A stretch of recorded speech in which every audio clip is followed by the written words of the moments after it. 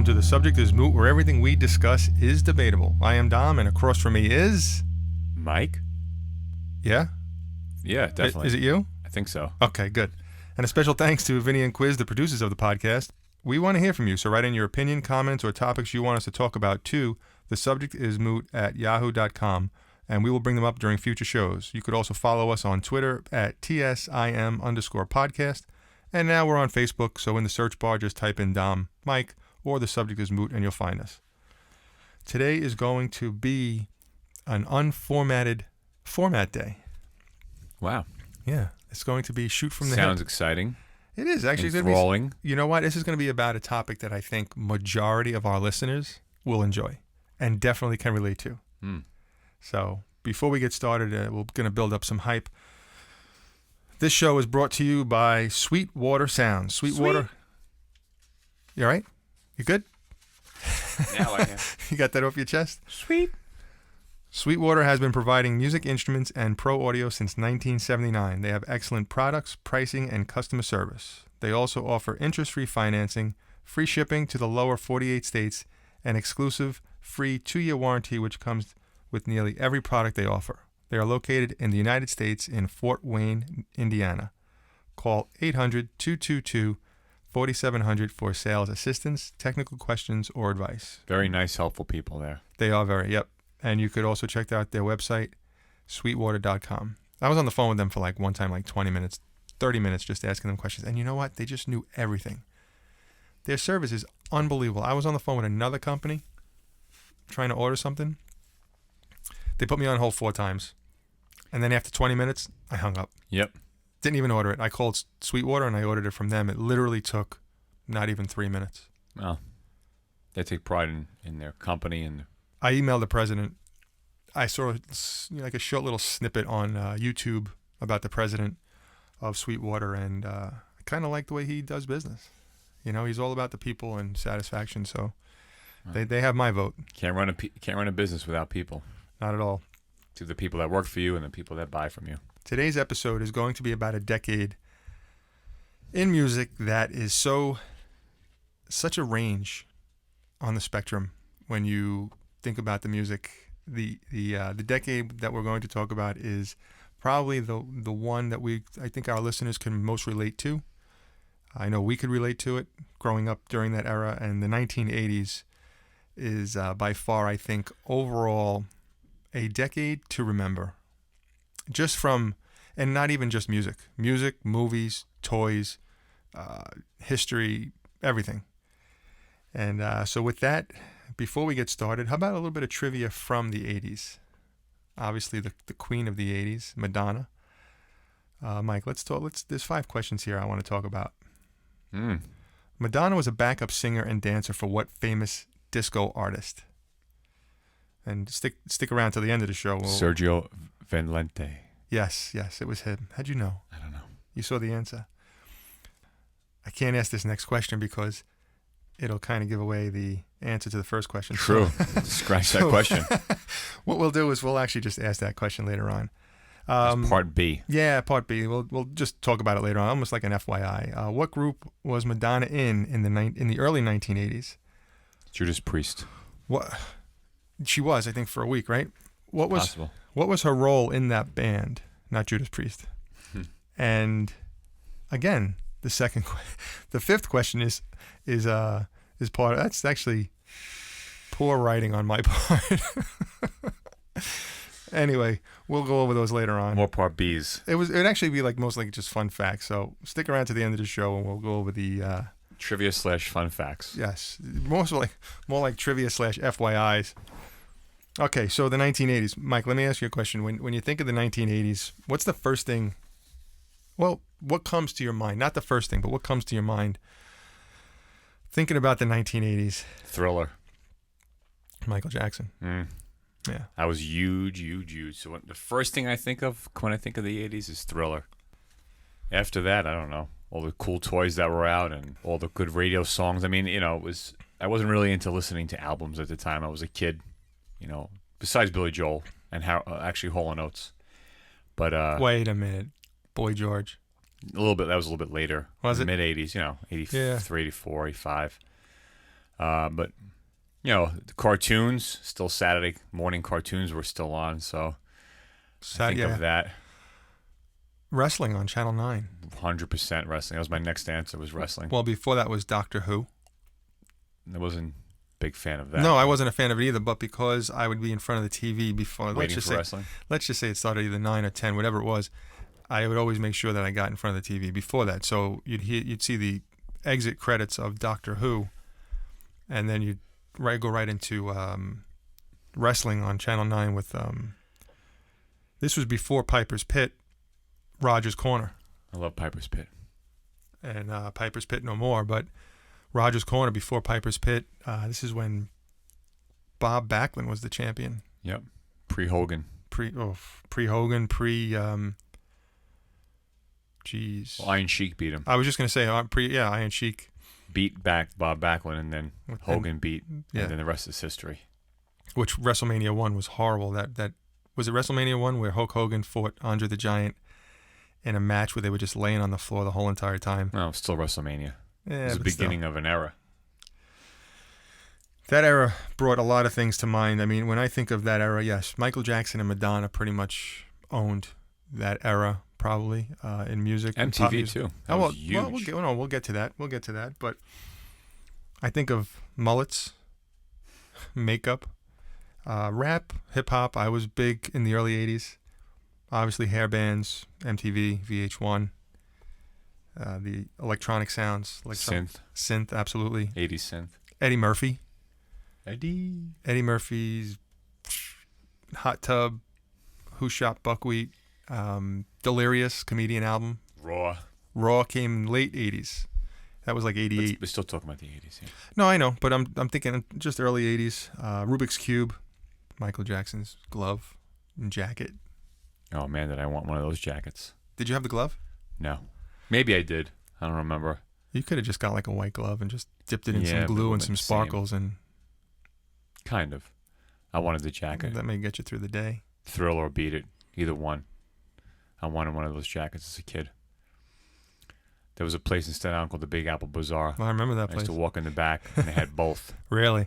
How much were they? Over 100. Really? What? They were leather. Was it? I'm like, Ma, please. She saved you. She tried. Are you kidding me? I would have rocked that jacket up and down my street while playing wiffle ball. Yes, in the summertime, wearing it still. Loverboy's Hit. Working for the Weekend. Made famous. It's funny you picked that song. Made famous. In the 90s. Made famous, yep, in the 90s and the late 90s on Saturday Night Live with Patrick Swayze and Chris Farley, rest in peace, both of them. What else comes to mind? Video games. Atari 2600 was pretty much... ColecoVision was... But Atari... Intellivision. If you had Intellivision, you had the best game system at the time before ColecoVision. I only had 2600, so... I didn't even have the 2600. I had Odyssey 2. I don't know what that is. Anybody out there who knows what the Odyssey 2 is, it's not Odyssey 1. It's just a little bit better. I don't even remember what Odyssey 1 was, but I had Odyssey 2. Wasn't there something above Atari 2600? Yeah, there was the 5200. They doubled it. So from 26, they went to 52. So right. 5200 was video games. I didn't have that. My friend won that, and I remember when he won the raffle in grammar school, and he came running out screaming that he won the 5200.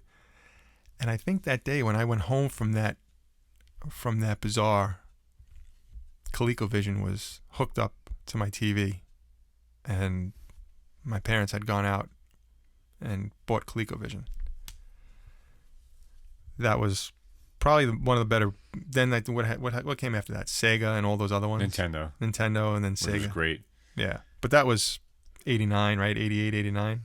First Nintendo was like 85, 86, believe it or not. I'm thinking of Super Nintendo. Super Nintendo was later. Yeah, but its first Nintendo system was fantastic. That's the one I think I... Super Mario Brothers, Duck Hunt, Castlevania, Metroid. So that was mid-80s. Yeah, see, that's the thing. I got it in 1989. So I was... You sure? Because I got it for my confirmation. And you're older than me. I got it in Much older. I got it in 1989. The first Nintendo? Yeah. Or Super Nintendo? I don't know. Yeah. But it had Duck Hunt on it. It came with Duck Hunt. That's the Nintendo. It came with Duck Hunt and Super Mario Brothers. And the gun. Yeah. Not all of them, though. Wait, that was Nintendo? That was Nintendo. What was Super Nintendo? Super. So where else? What else? Where else you want to go? Let's. What'd you listen to? A lot of Thriller. Billy Joel still. Hall & Oates. Blondie. That was early. But that was at the time, too, when everybody, you listened to the radio. The radio had a slew of stations. There wasn't just your handful of stations. There was a good amount of stations on the radio at the time that you could go to. WAPP? I don't remember them. Yeah, well, it was. But even AM had some stations that played music. I don't remember listening to AM. I would listen to mostly 101, obviously. I always talk about 101 FM. Z100 and PLJ were huge. Z100 PLJ, Kiss FM, 98.7 Kiss FM. That was for rap. I think 107.6 was BLIS or something. Whatever the radio played. Yeah. Outside of like me loving Thriller, the album itself. Did you have a cassette or did you have the record? Vinyl? Yeah, the vinyl. I don't know if I had that, and I didn't. I definitely didn't have it. I may have had it on cassette a little while, like a year later when I got a cassette player, or maybe I got a Walkman. Most of my music was on cassette, and I didn't buy the cassette in the store. What I would do is just record everything on the radio, everything from the radio. That's how I pretty much saved up, I guess, all my music collection. What was the singles? That still was a big, 80s. The radio still ruled in the 80s. Like the whole. Well, I hate to say one-hit wonders, but there was just like the 70s before it and the 60s, and there was still bands that were pumping out one-hit wonder. I guess the one-hit wonder was really penned. That term was penned from the 80s, right? I don't know. Well, I don't know because you got some one-hit wonders in the 70s too. In the 60s also. Yeah, there's one-hit wonders since music started. But that term though. I don't know where it originated from, but most of my I would buy albums. I would buy vinyl. I would record them on cassette. I would sit in a chair in my living room. Me and my sister would take turns, put the headphones on. She would take an hour, I would take another hour, and then we'd go back and forth. We wore out that chair. It was just one chair. We just sat in the living room and listened for hours. I like the idea of a music listening chair. That's a good thing. That's where we sat. It was like a little music station. Yeah, I like that. And I would just sit there with a handful of cassettes, pop them in, rewind, pop them in, next one, rewind. I didn't have any Michael Jackson, though. I had, mostly singles, like Curtis Blow, Basketball. Yeah, it's a great song. Or rap. I had a lot of rap. I had Run DMC, Fat Boys. I remember one time, one of the biggest things from the 80s, in my opinion, is Rocky III. Eye of the Tiger, My favorite movies of all time, by the way. 1983. I remember standing in front of the radio at a friend's house with his cassette deck, holding up the cassette deck. That really was just... Say Anything? Excuse me? Like the movie Say Anything? Yeah. I was holding it up to the I speaker. have no idea what I'm talking about. And I was recording Eye of the Tiger, and his dog was barking in the background. So now every time I listen to it, it had the dog barking in the background because I didn't have at that time I didn't have a cassette deck recorder that recorded straight from the radio. There were plenty of songs I recorded from the radio. Plenty. Yeah. Can't think of all of them right now, but I that would was just big. I would just big thing. Just hit play and record, and sometimes just let the cassette go. It was like a 90-minute cassette, so you had 45 minutes on each side. Right, but some of the earlier radios, like the boom boxes, picked up outside noise. It wasn't just the ones. Like later on, they made strides in improving upon when you hit record. It was only going to record straight from the radio. Where, like later on, you would get. Earlier on, you would have a situation where if you were recording, you had to have silence around you. Mm-hmm. But that was pretty much my music source. Cassettes, I had very little 8-tracks, but I think we had gone over this before anyway, but my 8-tracks was only Muppet Movie and I think, definitely Kiss Dynasty. But everything was pretty much cassettes and vinyl. I still have them. Do you still have anything from back then? Nothing. I wish I did, but I have nothing. I don't have my cassettes. I have my vinyl, though. But I think, though, for the most part, I think the 1980s was really about music videos, glam rock, disco, the end of disco, I should say. Because after the end of disco came your freestyle and different new wave type of dance music. Yep. Synthesizers and rap, things like that. But the 80s was there's a lot of mixture within music, yes. I think. I bounced around. I bounced around. I went from rap to rock to rap again to to dance music, freestyle. Well, I think that's why we like so many different types of styles of music now, because the '80s kind of Exposed us to a lot of a broader range, definitely a broader range. 100%. I mean, think of some off the top of your head. Think of some artists that would make you say, "Oh yeah, remember that one?" Culture Club, Yeah, Culture Club though was more popular. Though, like Men with Hats. Safety Dance, Yeah, Pop Goes the World. I guess. That was, I think, their second hit. Gary Newman, Cars. Cars. Great song. Even though that was super early. I think that may have been actually 80. That may have been 1980. You know what it is? When you hear a song, when you're growing up in the 80s and you hear a song now, you're like, you try to put a date on that song, but you're surprised sometimes what year it is. Because I thought like Cars was 83, 84, but I'm almost positive it was 1980. What about Electric Avenue by Eddie Grant? I love that song. One Night in Bangkok. Yep. Murray The list Head. goes on and on. Yeah, it's pretty wild. I mean, if I had to sit down and write, I'd have to really do some research of all the great one-hit wonder 80s songs that were on the radio growing up that I still like today. Even some of the freestyle stuff I still have a bit of an ear for, like Expose and... Expose was tremendous. Point of No Return. Seasons Change. The whole album was good. Yeah, Seasons Change, I think, was one of my favorite albums on there. Bananarama, New Shoes, I Can't Wait. 99 Luftballons? Yeah. There was two versions, right? German German language. Yep. And you know what? I spoke German for a while because I memorized the song. What was the name of the band? Oh, man. 4 letters. 1983. Wow. Give me the first letter. N. Nina? Yep. Nina. Pretty wild, huh? I remember the video too, like it was yesterday on U68. I don't remember that. I was never a video guy. I never really sat down on a Friday night videos, and I watched them every once in a while. Not until I got MTV, I wasn't. But by the time I got MTV, that's when I started my exposure to rock and metal. I will tell you this though, I listened to the Go-Go's, and I still listen to the Go-Go's. I think that band, I listen. It was great for its time, but you know what though? For me, that actually stood the test of time. That album was awesome. That band, I really do like. They had a lot of hits. Yeah, no, they wrote great songs. They wrote great, catchy songs. Stacey Q. Yeah, Stacey Q. Lisa. And the Cult Jam. Well, I thought that now you're starting to head into like freestyle. Yeah. Well, TKA. Yeah, Stevie B. Cynthia. You had Judy Torres and Shannon, Let the Music Play, which is one of my favorite all-time songs in the 80s. New Edition was big. Debbie New Edition I liked a lot, actually. Debbie Gibson. Tiffany. Cher. Who? Tiffany, yep. Olivia Newton-John. Milli Vanilli. Great old Milli. You sure that was 80s? Milli Vanilli was the 80s, yeah. You sure? Yeah. They were probably crossover 80s into early 90s before they got exposed. You sure? You want to Google it? Just Google it. But no, it was definitely part of the 80s, I think. But also for me, Huey Lewis, tremendous in the 80s. Sports was one of my favorite albums of all time. Well, probably one of my favorite 80s non-metal rock, hard rock band, still to this day, is Tears for Fears. And I'm not just talking about one song or Shout? 2 songs. No, I'm talking about all their stuff that they did in the 80s. I really loved it, even though they didn't do a lot. Songs from the Big Chair.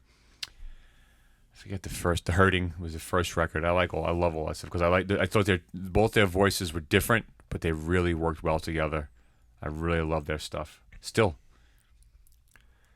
Name some rap bands.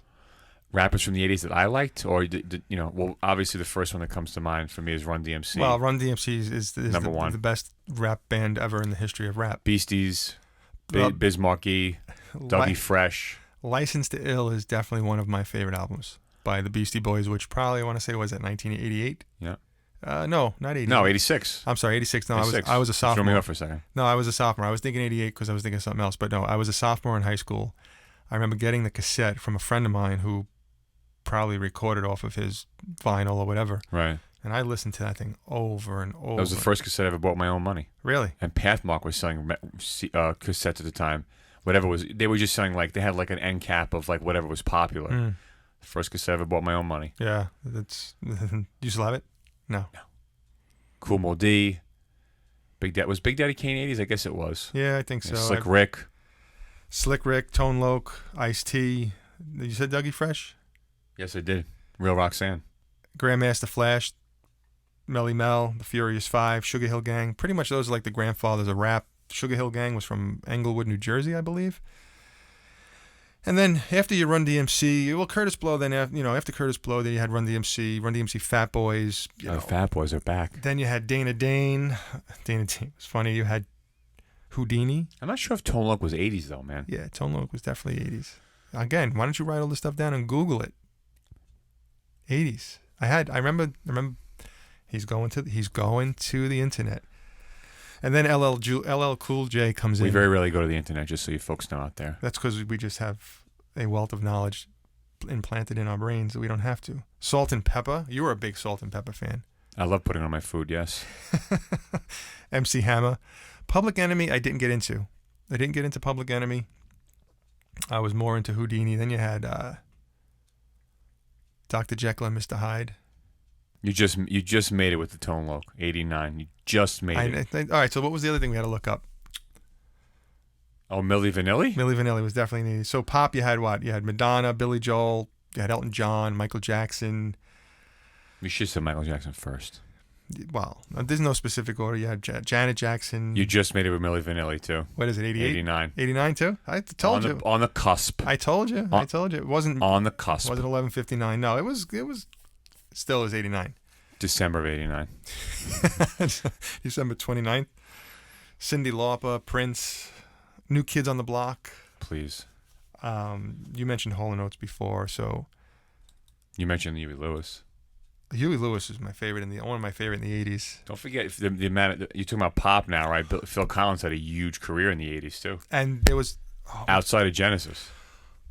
What song was that? And I lost the train of thought, but there was a song that I was trying to record for hours. I called up the radio station. I said, "Can you play this song?" And when I said, "Hey, can you play this song?" I couldn't remember it. You actually called? I called. I got through. And I says, "Can you play this song?" And he's like, "What's the name of the song?" And I says, "I don't remember, but it's by Phil Collins." And I still can't remember it. But they played it a couple of 20 minutes later or whatever it was. They played it and I hit record and I was happy. Now you get into rock, glam rock, 80s rock, or in general. I mean, you could talk about electronic, and we'll get into electronic, I guess. But will we? Maybe we'll touch on it. But who sticks out in your head for the 80s with rock? Personally? Well, Dokken. It's the first band I would go to. I didn't listen to them in the 80s, though. I didn't get into them into the 90s. I didn't listen to any really rock or metal in the 80s at all. No, because you were so... I was radio. It was all radio. It was Michael Jackson, Billy Joel, and Culture Club for you. Pretty much, yeah. But let's not forget the great song, Putting on the Ritz. Okay? And I wish I could remember the name of the artist who sang it. It was one of the oddest videos I've ever seen in my life. I remember that. I remember Shoes. Yeah, he was... Yeah, oh, my God. And I always feel like somebody's watching me. That's a great song, Michael Jackson doing the chorus. Rockwell. Yes. That was... My friend changed the lyrics to that song. And what he wrote stands out in my head more than that one. But that was... It's too dirty for the show, probably. It was.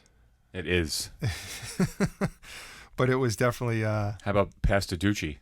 Who was that? Who was that kid group, remember? Yeah. That was a big 80s song, too. I still want to get back to... 80s rock? Putting on the Ritz. Oh, man.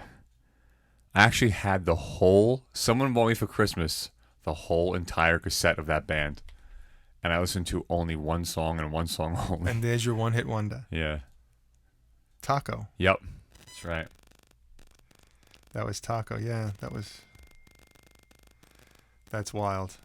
I remember that song like it was yesterday. Remember Mexican Radio? Another great song from the 80s, one hit wonder. I remember the song The Mexican, but that was dance song. Another one. That was another great song. It was another strange type of like one hit wonder radio, you know. It's funny how now we're talking about it and all the dust and cobwebs are coming off of my memories. I think, yeah, like Putting on the Ritz was definitely one of them. Like I said before, Electric Avenue.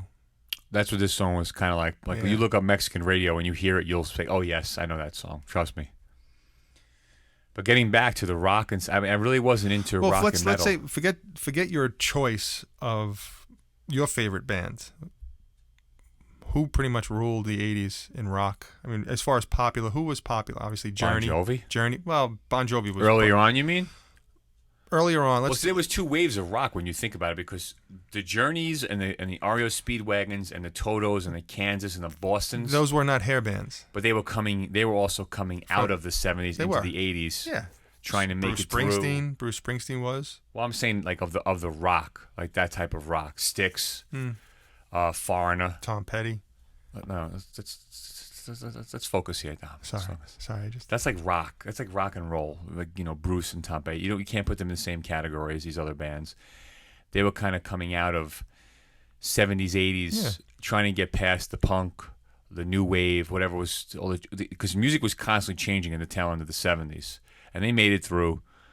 And then for a while, pop music and radio dominated, and then the 80s hair metal stuff started to really dominate towards the middle to late 80s, where like the Def Leppards and the Motley Crues and the Bon Jovis, and then later on Poison, and then Guns N' Roses. So there's like different waves of rock during the 80s, which is funny. If you look from 80 to 89, you'll see it. Like it's a different pattern. Then you had your Queen, your Skid Row, Van Halen. Van Halen Wow. came from the late 70s into the 80s. right. Our listeners already know how we feel about Van Halen. Dio, Cinderella, Ozzy. You had Iron Maiden, Priest, Metallica, Queensryche. Def Leppard for me was one of my favorites. I couldn't stand Def Leppard because I argued with my cousins all the time because they were Def Leppard fans and I was, the GNR guy. So I was like, Guns N' Roses is so much better than Def Leppard. No, Def Leppard's better, and so that argument always went on. And that's why I grew to never like Def Leppard. If I had to pick between the two, obviously, I know Guns N' Roses is a bigger, more popular band, but I like Def Leppard's music better. To me, Def Leppard's music was a little softer. Definitely softer, and it was Guns N' Roses a little bit more raw. Yeah. You know what I mean? Theirs was a little bit more polished, but for me, Guns N' Roses is one album. It is. I agree. Okay, it's one album. It's Patience. It's a couple of albums off of Use Your Illusion 1 and 2. That's it. And I still, and I don't want to say this too loud. There's a lot of GNR diehards out there, but I don't get what everybody else gets. GNR will always be the band of what could have been. It's really what they are, in my opinion. But they're still rocking. They're still selling out. Huge. Now, yes. But how many years did it take for them to reconcile the nonsense? And Yeah. I'm going to be honest with you. Unless I can't see them making a record together again. If it happens, it's a miracle. Mm. What'll come first? The new Guns N' Roses with the band back together, or Van Halen with Hagar, another album from Van Halen, Hagar? What do you think was more likely? What do I think is more likely? Neither. Well, what I'd like obviously is Van Halen. Right. I don't know. It depends. It depends. It depends on. Well, I know you depend. Yeah, it's almost like hell freezes over type scenario. But these guys, they're doing it for the love of music, but also I guess for the money that because these people fans pay. The fans are gonna pay. 80s, you have REO Speedwagon. I like them. I like Toto. We didn't say anything about Rush, but Rush was in there. Rush transcends time. Mm-hmm. They started in the 70s and they're still going today. To tell you the truth, take Kiss completely out of the 80s. I didn't like Kiss's music in the 80s. Well, I don't like any of these bands in the 80s because I wasn't really into rock or metal at the time, too much. Unless there was like besides Born in the USA, whatever was on the radio I was listening to. When I heard Sweet Child of Mine in 88, 89, well, that it was riff, all over. That riff makes everybody stop. It was all over. It makes everybody want to pick up the guitar. You had White Lion. Now, and again, I mean, Van Halen was a band that I didn't start listening to until 1984. Talking about the album, and then it's like, okay, well, this band is great. Let me listen to what was before and after this, I listened to Van Halen until 1990 probably when I picked up a guitar. Stevie Nicks, it's always good. What else are you thinking? Well, don't forget Cyndi Lauper. She was big in the 80s. She was the Eurythmics. Yep, Annie Lennox. Yep. The thing is, we could sit here and just think. We could keep popping names and artists out. That's what's so good about the '80s because, and without having to even get into how deep their catalogs were, or how many hit songs they may have had, it doesn't make a difference because they still broke through. Mm. You know, they still made it through, and they still are part of a decade. You know, they still have their stamp on a whole decade. Mm-hmm. So. I remember the fourth grade. Geez, I mean, just the whole, like you said, the whole decade is more memorable. Not only just for music, you know. Oh, movies. I mean, there are people who love '80s movies. People who just live off of '80s movies. You know. Again, the cartoons were still on. Tom and Jerry. Well, I mean, those weren't from the '80s. But No, that's all I watched in the '80s. But I'm saying '80s cartoons that were on in the morning, like Snorks and Smurfs and G.I. Joe and Super Friends. Right. Thundercats. Was it the Great Space Coaster? Well, that was more of a live show. Was it? No, then I'm thinking of something else. No, it was that. Who was that? The guy in the white suit. Space Coast? Yeah, he had the thing on his arm. That may have been. Yeah, I don't know if that was '80s. It may have been. Well, I'm just saying. I see, but that's the thing. I would watch them in the '80s, not really knowing when they were originated. Well, in the '80s, when you were a kid, you had no clue when they were from. The Hulk.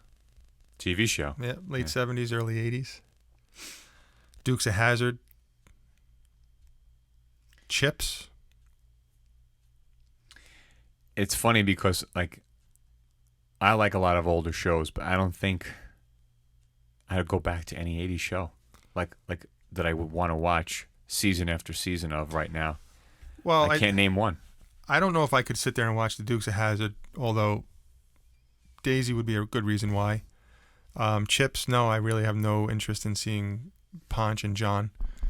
I don't know. I'm trying to think of which show that I would watch. I think there's more people. I'm starting to believe there's more people, especially when it comes to movies.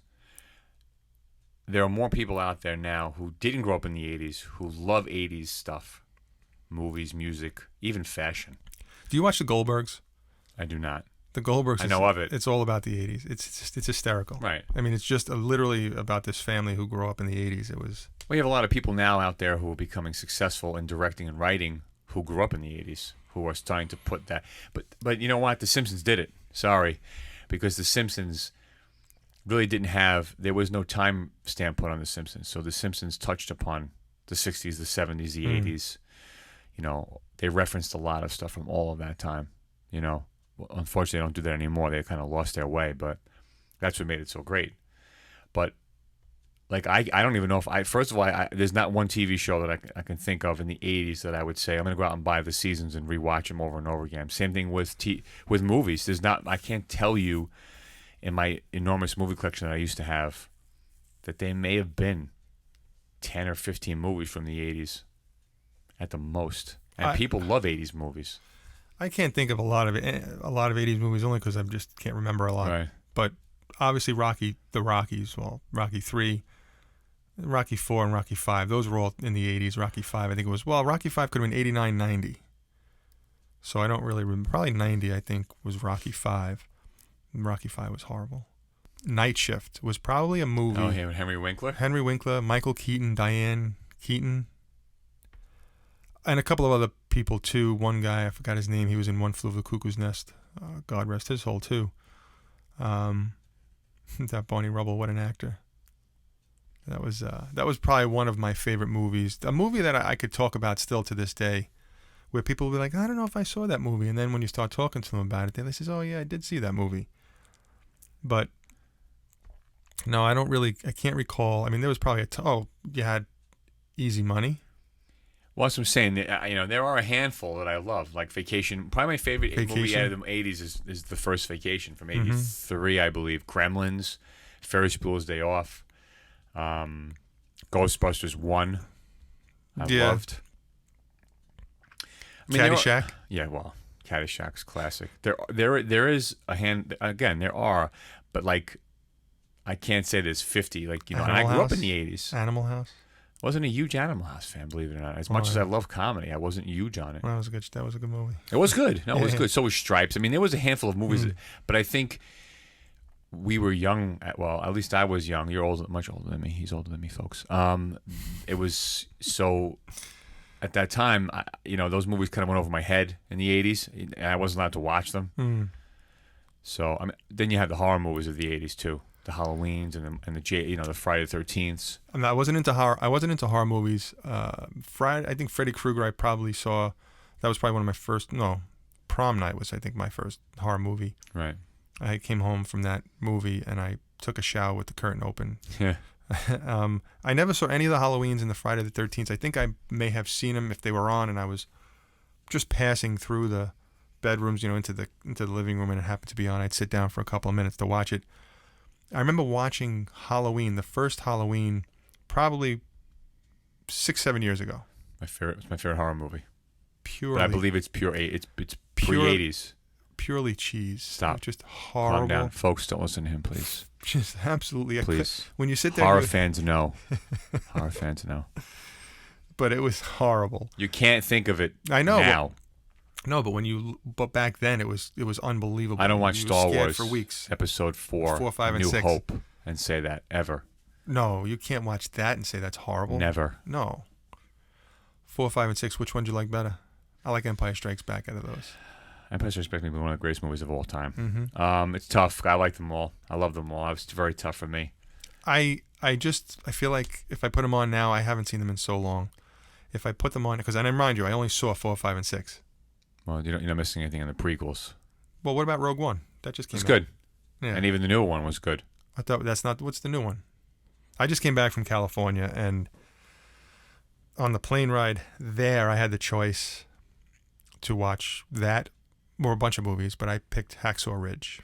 Oh, I heard that was great. Oh, that was phenomenal. Spider-Man played there. What's his name? Andrew Garfield, I believe his name was. He was the one who played Spider-Man, I think one of the reboots. The new one? Yeah. No, not the new one that just came out. The other one that came out like 5, 6, 7 years ago, whatever. But after Tobey Maguire. Is that right? Tobey Maguire? Yeah, he was good, Tobey Maguire. Toby did a We're great getting job. off topic. That's all right. It's Let's talk about 2000s. movies. But so anyway, coming back, I was going to watch Spider-Man on TV, actually. Segue into 80s, going back to the 80s. There was a show that used to come on once Electric in the blue moon. Company. Well, he used to stop by the Electric Company. But in the 80s, there was sometimes a TV movie of either Spider-Man or Captain America during the 80s. Yeah, I remember that. They were talking about cheesy. Remember Morgan Freeman on the Electric Company? I don't.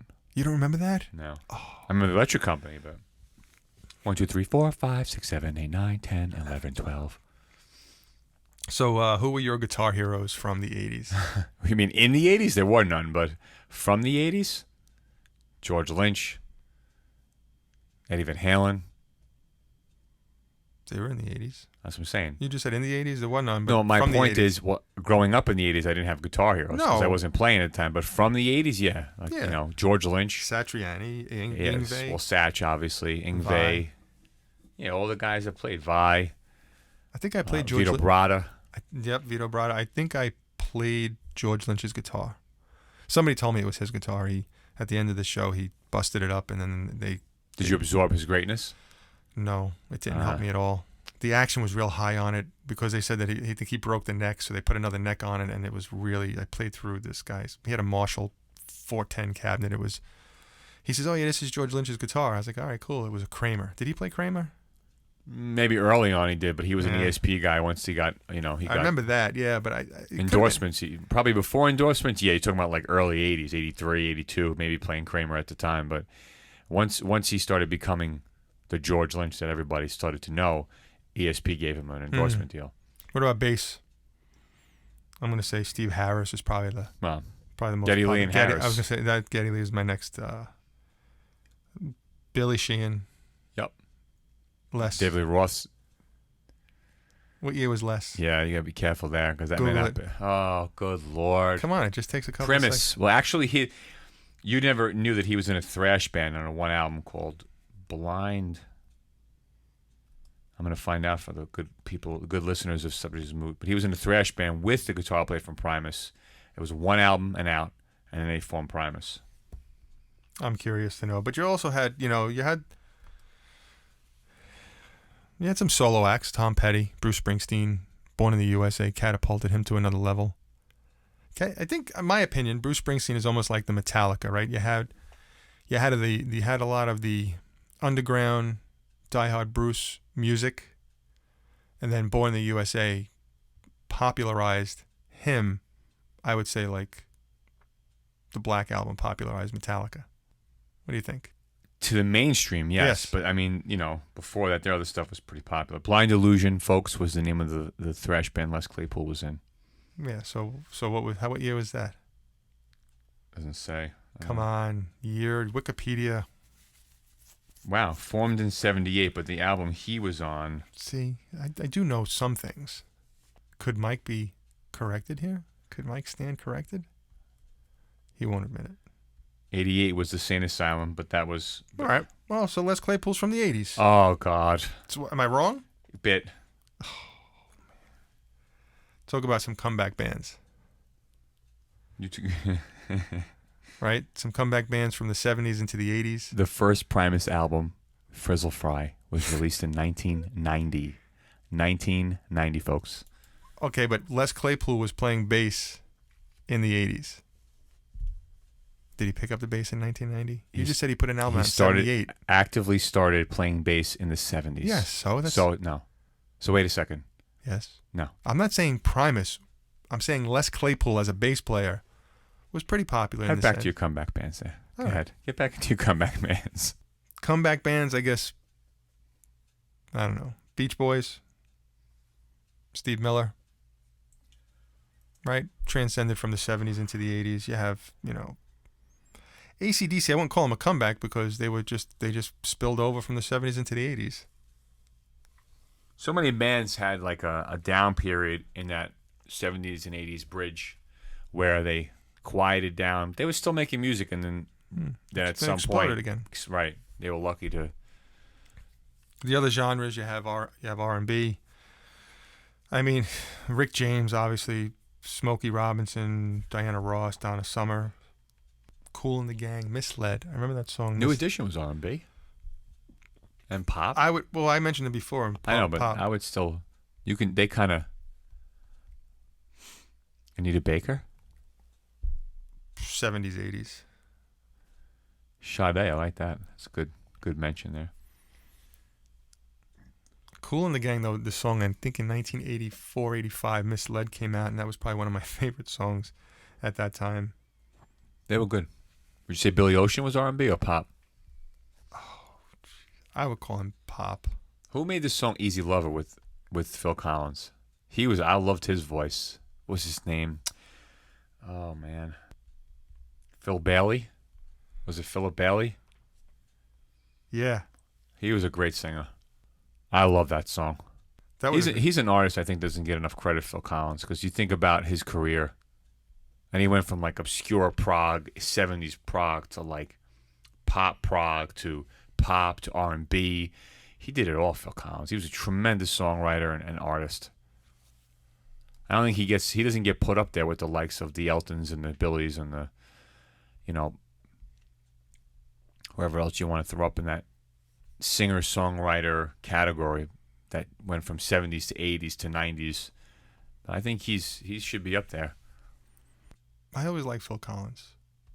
I think he got his respect. I just don't think he was where Bon Jovi or Bruce, you know what I mean, like at that decade. Well, even Don Henley, right? Henley, Well, Phil may have been. I think Collins may have sold more records than not the Eagles. Well, maybe.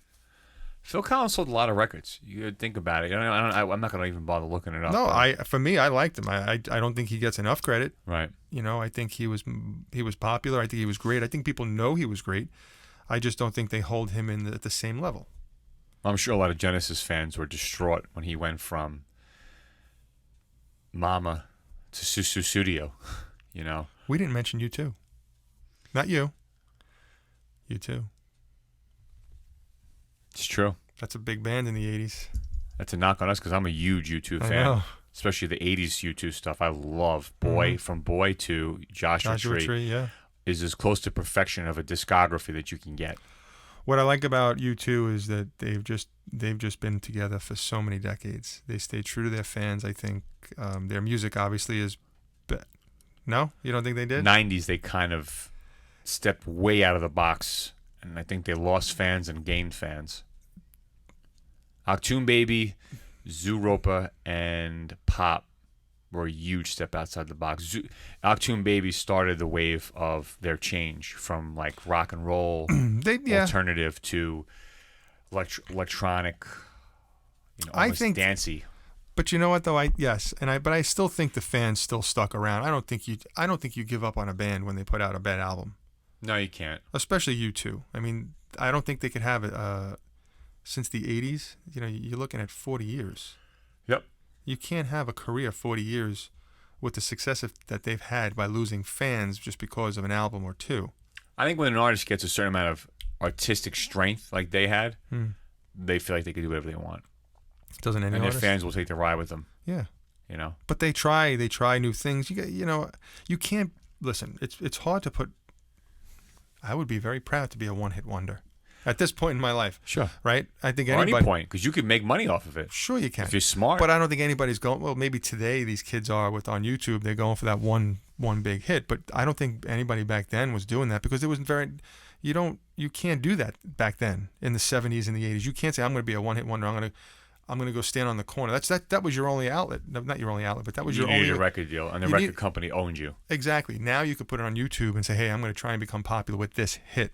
Right. Okay, you couldn't do that back then. You had to sell. You had to go in front of people and get a record deal, and you had a tour, and you had to do all that stuff. There was no social media. There was no. I don't want to say the word outlet, but there was no media. There was no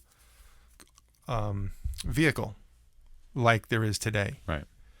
But I think overall, though, U2 is definitely one of the more popular bands out of the 80s. One of my favorites. Dire Straits had a couple of good hits in the 80s.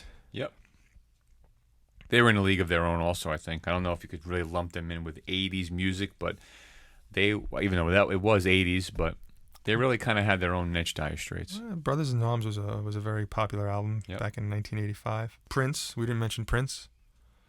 Police was probably another big... I love the Police. Yeah. Especially their 80s stuff. All of this.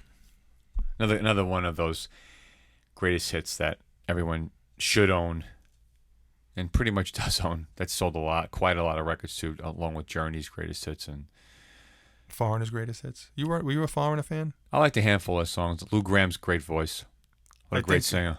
I think majority of people I've asked this question to, Foreigner or Journey, and I think I think a lot of people pick Foreigner. I think a lot more people pick Foreigner. I think people are tired of Journey because you hear their songs everywhere. You hear Journey way more than you're going to hear Foreigner. I think people are starting to grow tired of hearing Don't Stop Believin'. And I listened to that album, I wouldn't say recently, but I would say in the last year and a half ago, a lot, just because I really couldn't get enough of it. It was almost like Journey's greatest hits? Yeah, it was just like a resurgence, if you want to call it that. Well, there's songs like an old friend. That's really how Journey's songs are. You just want to go back to them want to see them every once in a while, listen to them, and really spend time with them. And you put them down for a while, and you go back to them eventually. It's just great. That greatest hits it's just like the Police's greatest hits. And Stevie Wonder. I mean, that's another game. Yeah, Lionel Richie. Mm-hmm.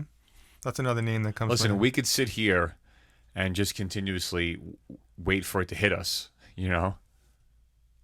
That was what's so good about and plus you and I. Kenny Loggins. Kenny Rogers. Well, Kenny Loggins, Danger Zone, Footloose. Wham. Yep. I'm just these names are just like you said before. When you talk about the 80s, this stuff just keeps popping into your head. Well, I think what's good is that we touched on some of the more obscure artists at first, and I mean, anyone who grew up in the 80s knows about some of the big ones like the U2s and the George Michael / Whams and the Princes of the 80s. It's to say, do we really have to mention Michael Jackson and Madonna? They were the 80s. They were. When it comes to pop music, they were the king and queen of pop. Yeah. No doubt those were the top two that comes out of the 80s, male, female. Yeah. You have New Wave, you have Talking Heads. Duran Duran. I love Duran Duran. Depeche Mode. You have Depeche Mode. You have the Eurythmics. You mentioned Annie Lennox before. Berlin. Take my breath away. Blondie.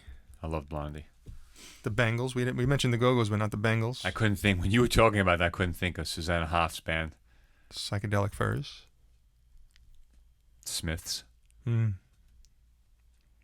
Not Duran. Flock of Seagulls. Mm. Iran. Yep. Okay, who sings Whip It? TiVo. Yeah. Pet Shop Boys. Yeah, they had a lot of good stuff. Frankie Goes to Hollywood. Yeah, well, how many songs did he have? One. Exactly. So what? Human League. Human League, I love two Don't of their you? songs. Twisted Sister. Did you like Twisted Sister? No. Okay. Nope. Never liked Twisted Sister, never liked Quiet Riot. To be honest, I like Quiet Riot. I wasn't a huge fan of a lot of the 80s rock metal bands. Like that hair era. There wasn't a lot. Like the true beginning of 80s hair, glam, metal. There weren't a lot of bands out of that group that I loved. Dokken. And more of this stuff came from later. I liked Dokken and Rat. That's pretty much, those are my two favorites. a couple of songs by Rat. I would say for me, in the 80s. Not in the 80s, though. No. Again, I don't make Okay, that but mistake. we're talking about 80s music, though. Right. I'm not saying when you started liking them, because I started listening to Dokken in the 90s. That doesn't mean that we have to talk about them. I don't want to deceive our listeners, Well, Dominic. you're not deceiving them. You're talking about the artists that you like from the 80s. Right. Not in the 80s, just 80s. I would say, Def Leppard, Bon Jovi, Motley Crue was probably one of my more. I like their music. I know that Dokken is music wise is a better band. I think George Lynch. My draw to even Rat without Lynch and without Warren DeMartini, I have no interest in Dokken and Rat, none. Same thing with White Lion. My draw to any of those '80s bands was simply the guitar player. That's why I didn't like Motley Crue or Poison or Def Leppard or Bon Jovi. Poison had a couple of songs. They didn't have anything. But they were huge. They were gigantic for quite a while. The timing. Yep. Well, it was also, I don't know if it was timing, but it so happened to be that Every Rose. they took advantage of that. Michaels was a pretty boy. Yeah, from Pennsylvania. Mm-hmm. Yeah, but that's what it comes down to. For me personally, a lot of the 80s stuff I didn't find. That's why I went to instrumental music after a little while, because when I was dabbling in the beginning of the 90s, going back and listening to the Poisons and trying to find stuff I liked, I didn't like any of it because I couldn't stand the vocals and I couldn't stand the lyrics.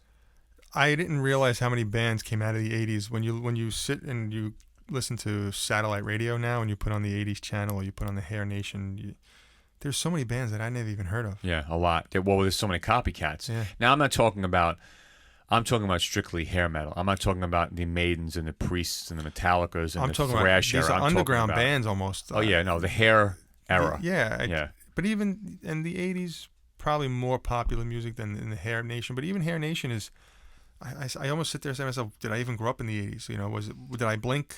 Who are these people? There are so, in every genre of rock and metal in the 80s, there were more bands than you could ever think of, Dom. Trust me. Yeah. Asia, Europe. Well, I'm just thinking that what's coming to my head now. I'm just Right. actually talking out loud.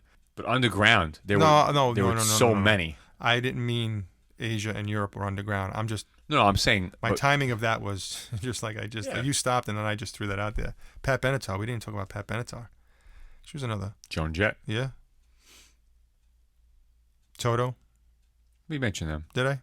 REO I know. Speedwagon, I know. I said Toto. REO Speedwagon. Styx. In excess. They were big. Yep. REM. Yes. Loverboy. Terrence Trent D'Arby. I liked him. Sign your name on the dotted line. The Cure. I know. Wishing Well was his song. Yeah, but they also said sign your name. Well, let me make sure that. Let me Google that. Yeah, that was Terrence Trent D'Arby. Sign your name. It was a fun decade. That's how I saw. If I had to sum up the '80s as a kid, it was a fun decade to grow up in. I think. ELO, ABBA.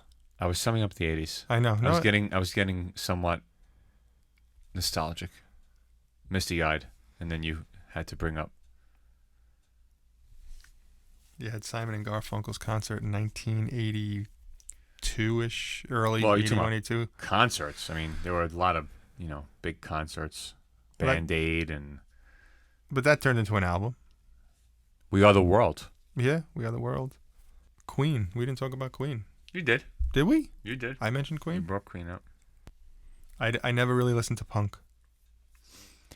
Punk really was irrelevant in the 80s unless you were a punk fan and still following the underground scenes that were, that was still there. Punk is just like any other genre of music where if you want it, you got to find it. It's still there. It always will be. Alternative was there, but it wasn't, I don't think, as popular as it was in the 90s. Well, Because I think just the whole music scene changed. but I think they didn't call new wave was alternative.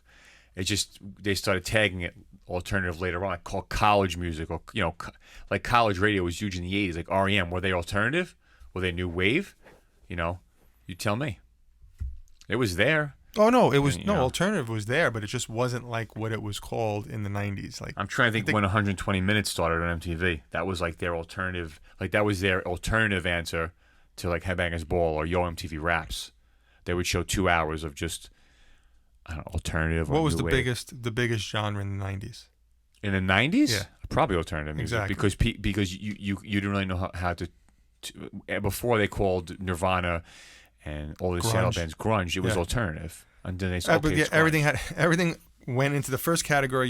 You came into the show. You came into the scene. You were alternative, and then all of a sudden you defined yourself, and then they gave you another type of And that's what destroyed genre. music, I think. So that's If you what, look at the 90s and how music started to get too diluted with little bits of this, little bit of that, and then think about how fast grunge came in and out, how fast new metal went in and out, Mhm. and then like genres just started bouncing in and out, and I think people got, I don't know, like ADD. What's next? What's next? What's next?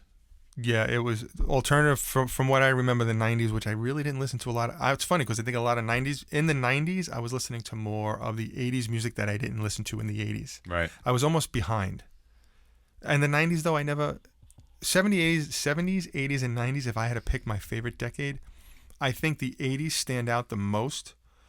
I look back at some of that music and probably just listen to it because it's more nostalgia, Sure. okay, than actually good.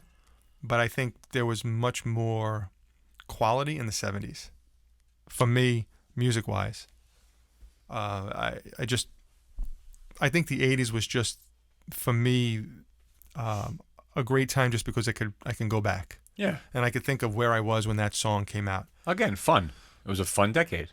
So The music was fun, and we probably we like it to this day still because we grew up with it. It's nostalgic.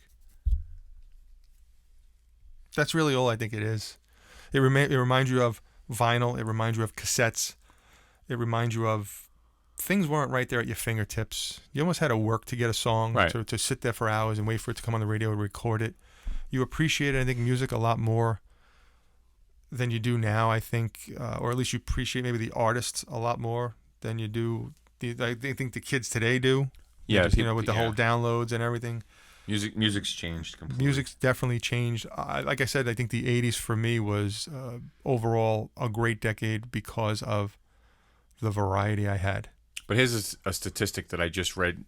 I believe, and I shouldn't quote it because I should have wrote it down, but I didn't think it would come up in our podcast just to prove a point. But I was recently on Bandcamp, and I believe it said in the past 6 months, the sales of music on Bandcamp were at $54 million. 6 months. Independent artists. Think about That's that. that's That's good for them. Fantastic. That's great for them. What does that mean for music? Is it dead? Is that Morse code? Not me. Is music is not dead. It's just different. We talked about that. I mean, that's what I'm saying. We go back to that, and now we're fast forwarding to now hearing those type of statistics. But let me ask you a question though. What's 54 million? What's the baseline? What was it in the 80s? What was it in the 70s? But the baseline has to be for now. Forget then. Sales were enormous then. Now, when people think that sales are down, these are artists that aren't even getting any push. Think about that. These are artists that don't have any promotion, that aren't getting any airplay. That's what music is now, though. Right, but that's why it's so impressive of an amount of money. It's nothing because you would see $54 million in sales for 2 albums in a few months period in the 80s and the 90s. Yeah, but what was this? What did the stats say? Did they say that was favorable? That was a good sign? That's a good, yeah. It's a positive sign. So that's a good thing. So, but that's especially why for Bandcamp. Well, that's what we're Whoever trying to do. owns it. Well, that's what we're trying to do, right? With our artists of the podcast and things like that. We're trying to promote some Right. underground bands nobody's ever heard of, to all of the listeners out there, to the Subject is Moot podcast. All True. of them, every single one of them. You know, we also didn't mention Billy Idol, David Bowie. Even though I wasn't a big fan of David Bowie and his music, I like Billy Idol more. Don't know why I'm comparing the two of them. I'm not. Men at I'm Work. not a big fan of either. I like Men at Work. Men at Work, one of my favorite albums. Business as Usual. We could talk. We can go on all day long. I know we're definitely missing a lot of people because we didn't mention Whoever we may Rick Astley. We didn't mention him. Sorry, Rick. Although we're mentioning you now. about Gloria Estefan and this Miami Sound Machine. Yeah, the rhythm is going to get you, but It you know did what? get me at some point. But you know something though? How many people called him Rick Ashley? Almost everybody. For our listeners out there, whoever we may have missed, call us out on it. Tweet us. Tweet. You just wanted to. Facebook us. We mentioned Wham, obviously George Michael. What year did We Are the World come out? 1985, right? Yeah, I would 85. say. Yeah, I was in 8th grade. Oops, I just dated myself. Old, I told you folks. Old. Who sang Tainted Love? Soft Cell. Yeah. What's the other one? Corey Hart. Sunglasses at Night. Yep. How about Video Killed the Radio Star? I'm going to tell you that I want to say that was 1979. You sure? Google it. Yeah. I'm going to Google it. You Google it. You have your fancy little setup there. Jay Giles Band. Buggles. The Buggles. 1979. Nice. Yep. That's why I believe. I think the singer from the Buggles, someone from the Buggles, I think ended up in Yes, or was in Yes before. We the didn't mention Buggles. Yes, and I wanted to say Yes before, but we didn't. Owner of a Lonely Heart. Great prog band, early for its time. Their 80s stuff was terrible. Yeah, I didn't really like a Their lot of their 70s music. stuff was really good. I didn't like a lot of their music, but I go back listening to it, and saying, all right, well, yeah, no, they were good, but I didn't. That's probably this. Yes is probably a band. Even though I have a couple of their albums, I listen to them. I think maybe in another 5 or 10 years, I'll be like, oh, let me discover a new old band, and that would be them. We didn't mention Peter Gabriel. We can talk about this for hours. Oh, we could keep sitting here and spewing out artists stuff like that, but we don't want to bore the listeners. Well, We want them to write in and tell us who we missed. And that's fine. We can definitely ask that question. So we just did. But they're going through the same thing. They're looking back and saying, "Oh, I remember the '80s. I played Rubik's Cube. I had like 5 of them." Come along with us, won't you? And then I would take the stickers off, and then I would spray paint different colors around the sides. You tag your name up? I would. You tagging up? Did I tag? No, I just spray painted the walls of my basement. My parents let me do that. That was cool. My friend was good with the spray can, so You wear the masks? probably not. Wow, especially you. Maybe I did. Well, I Settings. was much more fanatical now, but we could talk all night. But I think we need to wrap this up. Trivia questions. Madonna was a backup singer and dancer for what famous disco artist? Patrick Hernandez. Okay, so what was his big hit? It was 79, though. You yelled at me just a minute ago. I didn't say this for 80s trivia, Born to be Alive. but this is really more about Madonna. So this is Madonna. this is more of a, like, all right. So then, what group was Madonna in the early 80s? The Breakfast Club. What came first? The chicken or the egg? No, the band or the movie. Apparently the band must have. I would think the band did, because you can Google again Breakfast Club. But this Interesting. is a show about music, not movies. Although we Sure. did talk about movies. Just a little bit. A little bit. So in the early 80s, she was in the Breakfast Club. What was her role in the band? Drummer. And she also sang some lead vocals. Okay, and I remember this song, and I was thinking of it the other day, not too long ago, and all of a sudden it came on the radio, and I was like, no way. What was the Breakfast Club's big hit in the 80s? Which Right hit on track. Right on Track. Can you imagine that? And what number did it hit on the Billboard Hot 100, Dominic? Well, I don't know, but it says right here, number 7. Right. So I guess it must be right. Anyway, we had a lot of fun. 1980s was great for us. We hope it was great for you. Reminisce, think back. Where were you when when it happened when it happened. I mean, the 80s just, was a... Were you there? Were you not there? Were you too old to really enjoy it? Were you too young to enjoy it? We want to hear from you, so write in your opinion, comments, or topics you want us to talk about too. The subject is moot@yahoo.com. Follow us on Twitter at TSIM_podcast. Tweet. As well as Facebook. Type in Dom Mike or the subject is moot, and you'll find us. For now, I am Dom, and across from me is... Mike, and we are out.